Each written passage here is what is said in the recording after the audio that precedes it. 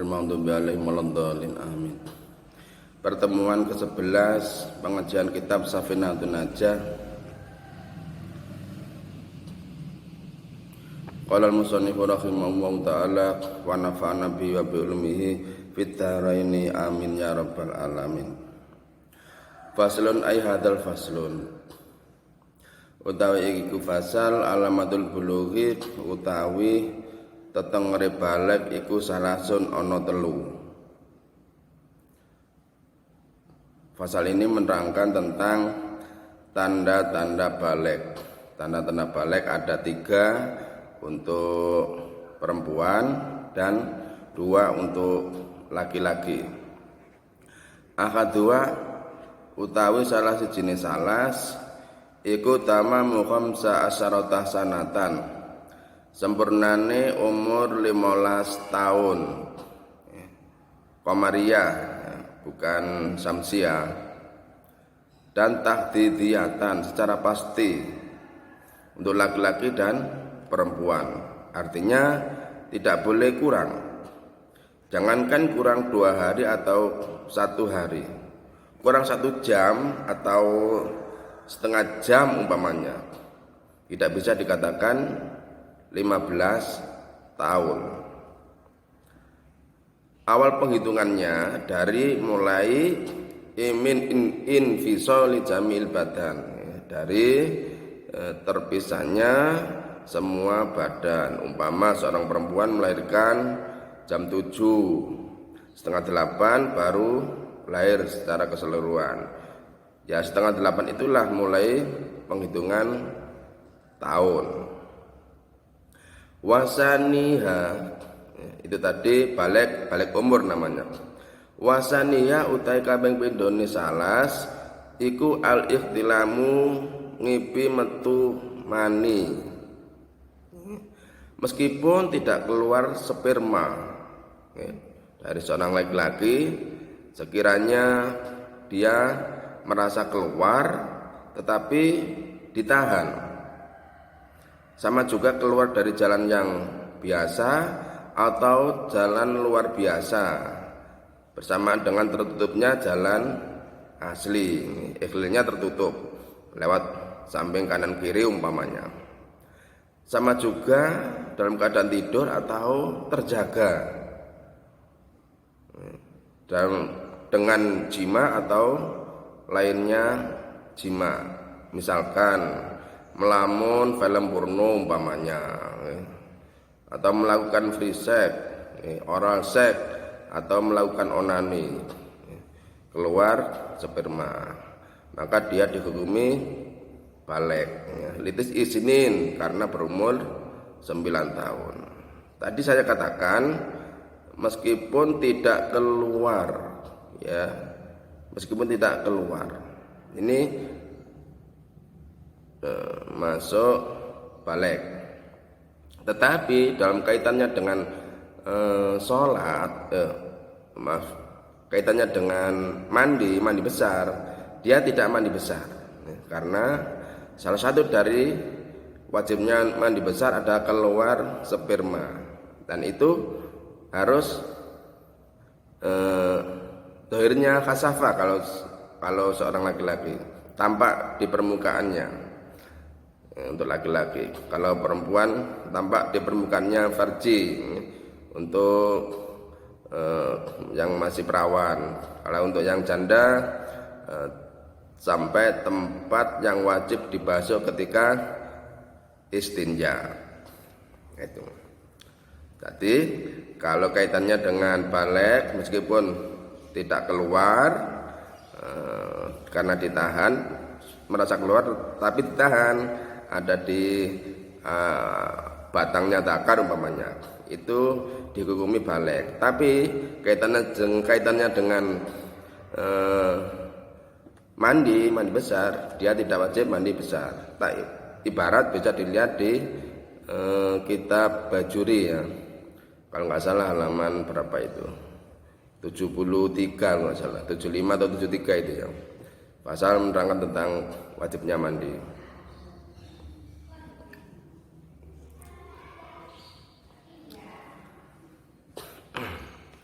Litis isinin ya, karena berumur 9 tahun ya. Komaria juga. Dan ada perbedaan pendapat ya. Menurut Imam Baijuri dan Syarbini ini tahdidiyatan ya, secara pasti.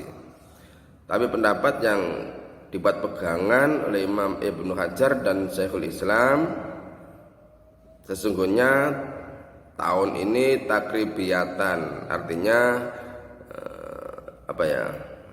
mendekati. Jadi kurangnya tidak kurang dari 16 hari. Misal umur 9 tahun kurang dari 15 hari. Ini masuk kategori 9 tahun. Kalau umur 9 tahun kurang 16 hari, ini tidak masuk kategori 9 tahun. Karena 16 hari itu bisa dibuat untuk haid dan suci. Menurut Imam Abdul Karim yang dinukil dari Imam Romli, sesungguhnya tahun ini adalah takribiyatan untuk perempuan dan tahdidiyatan untuk laki-laki. Wasali suha utai kaping telune salas iku al khaidu khaid bil unsa ing dalam wong wedok litis isini nakrono umur 9 tahun. Ini pun juga takribiyatan ya. Sekiranya kurangnya tidak lebih dari 16 hari. Sedangkan hamil itu bukan tanda balik, tetapi tanda baliknya perempuan dengan keluarnya sperma sebelum dia hamil. Kiai Musoneb dalam hal masalah fikih, dalam memulai masalah fikih, memulai dengan alamatul bulu, karena bergantungnya balik itu pada balik, bukan pada sobi dan sobia. Tetapi wajib bagi orang tua, kedua orang tua atas jalan fardu kifayah untuk memerintahkan anaknya, putra-putranya melakukan sholat dan hal-hal yang berkaitan dengan sholat seperti wudu. Ini jika anak itu berumur sempurna umur 7 tahun dan sudah tamyiz. Berarti ketika umur 7 tahun belum tamyiz, tidak wajib memerintah. Atau sebaliknya, sudah tamyiz tapi belum berumur 7 tahun, ini pun juga tidak wajib memerintah, tetapi sunnah.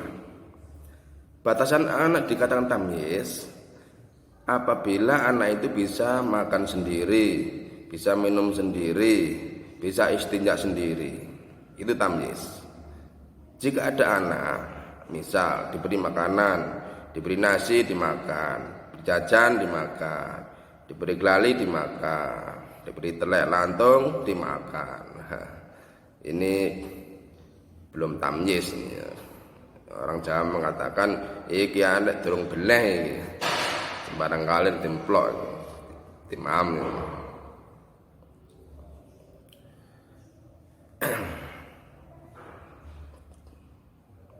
Kemudian bagi kedua orang tua juga wajib dengan segot amar, yaitu at-tahdid atau menakut-nakuti. Misalkan, nak, sholatlah kamu, jika kamu tidak sholat akan aku pukul. Itu namanya tahdidnya. Ini ketika anak berumur pertengahan 10 ya, 9,5 lah. Dan orang tua boleh memukul anak tersebut ketika tidak melakukan sholat. Tetapi pukulannya ghairu mubarrihin, pukulan yang tidak mencacatkan ya, pukulan yang mendidik. Bagi guru pun juga boleh, tapi perintah saja ya. Tidak boleh memukul kecuali jika ada izin dari walinya ya, baru boleh memukul atas izin walinya. Juga kewajibannya memerintah kepada di samping sholat juga syariat-syariat yang syariat-syariat agama yang lain ya, misalkan puasa. Tentu jika anak ini mampu untuk berpuasa, nggak boleh dipaksa. Hikmah dari ini semua adalah untuk melatih anak tersebut. Manakala anak ini sudah balik, maka tidak akan meninggalkan sholat karena sudah terbiasa. Ketahuilah bahwasannya kewajiban seorang tua mendidik anaknya sholat dan sebagainya kaitannya dengan syariat agama Islam. Biaya pendidikan ini untuk anak adalah diambil dari anak tersebut jika anak itu mempunyai harta. Jika tidak, maka diambilkan dari kedua orang tua. Jika orang tua enggak punya harta, diambilkan dari baitul mal. Jika ada baitul mal. Jika tidak ada baitul mal, maka diambilkan dari aghniyaul muslimin. Para orang kaya-kayanya orang muslim. Itu untuk biaya. Di sini ada faedah yang baik untuk kita ketahui. Ketika dikatakan kepada kita,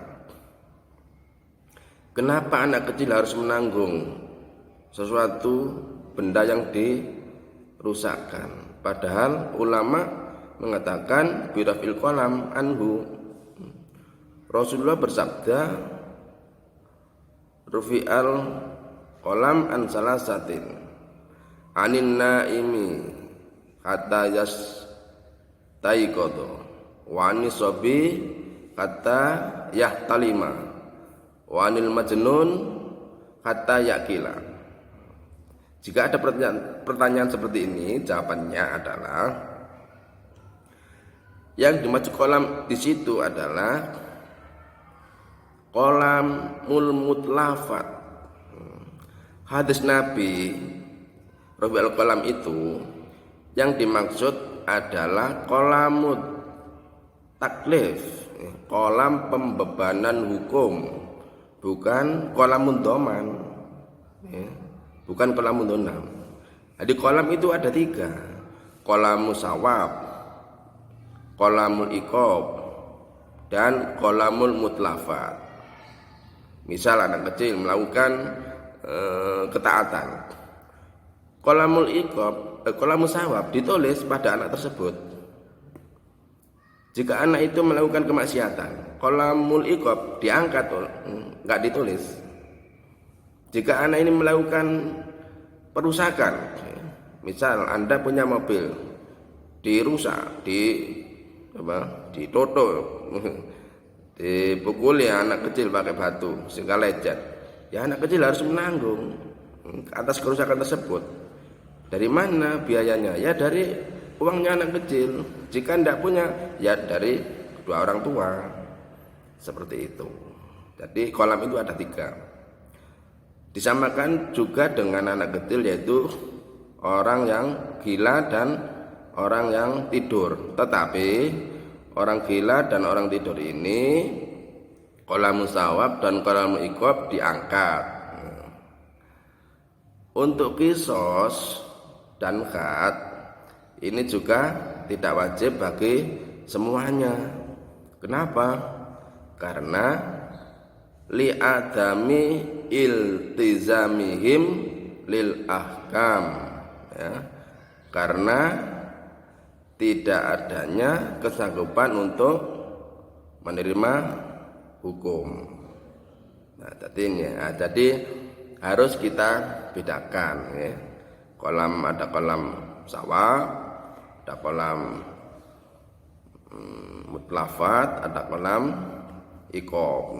Jadi dibedakan. Termasuk diyat, ini juga anak kecil juga menanggung, ya. Mutlafat, ya, apa yang dirasakan. Umpamanya anak kecil merusak sesuatu, ya dia harus menanggung. Beda dengan kisos. Kalau kisos tidak, semuanya tidak menanggung. Umpamanya ada anak kecil membunuh, tidak wajib kisos. Orang gila membunuh, tidak wajib kisos. Orang tidur membunuh, tidak wajib kisos.